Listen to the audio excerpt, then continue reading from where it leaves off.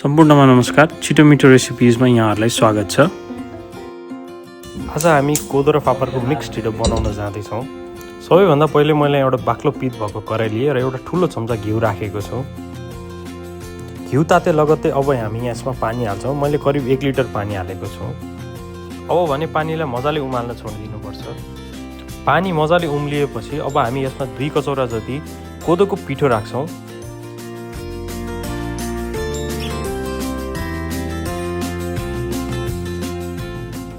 कोदो राखेपछि अब यसलाई हामीहरू बिस्तारै चलाउँछौँ। सकेसम्म त्यसमा भएको डल्लाहरू सबै फोड्नुपर्छ। काँचो पिठो राख्नु हुँदैन। केही बेर यसरी नै चलाउनुपर्छ।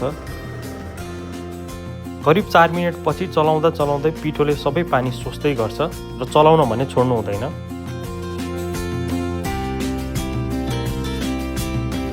कोदोले सबै पानी सोचे पश्चात अब भने चाहिँ हामी यसमा फापरको पिठो पनि एड गर्छौँ। फापर राखिसकेपछि पनि चलाउन भने छोड्नु हुँदैन। मजाले नै चलाइ नै राख्नुपर्छ। मस्काउन भने छोड्नु हुँदैन। कोदोलाई फापरलाई जति मस्काए त्यति राम्रो ढिँडो बन्छ। हाम्रो घरमा मम्मीले चाहिँ यसरी मस्काउनुहुन्छ। यसरी मस्काउँदाखेरि डल्ला धेरै नै फुट्छ र एकदम नरम भएर आउँछ ढिँडो। करिब 5 मिनट चलाउने र मस्काउने पश्चात ढिँडो चाहिँ यस्तो बनेर आउँछ। अब भने यसमा हामीले थप घिउ पनि एड गर्न सकिन्छ। धेरै भने राख्नु हुँदैन। घिउ राखेपछि पनि ढिँडोलाई मस्काउन भने छोड्नु हुँदैन।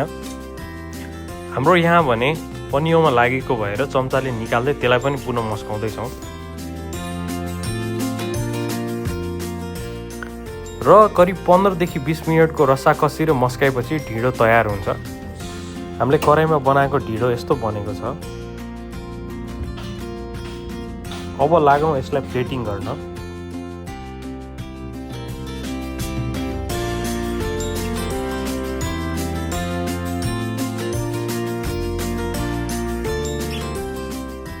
ढिँडोसँगै हामीले यहाँ करेलाको अचार राखेका छौँ। यो करेलाको अचारको रेसिपी पनि मैले हजुरहरूलाई केही दिनमा सेयर गर्नेछु। साथै यहाँ लिएको छौँ नरिवलको चटनी, ब्रोकाउली र मसरुमको तरकारी र साग। साथै हामीले राजमा पनि राखेका छौँ। यहाँ हामीले सबै भेज आइटम मात्रै प्रयोग गरेका छौँ। अन्त्यमा हाम्रो प्लेट तयार भएपछि यस्तो देखिन्छ। हजुरहरूले पनि यसरी बनाउने प्रयास गर्नुहोला र प्रतिक्रिया दिनुहोला। धन्यवाद।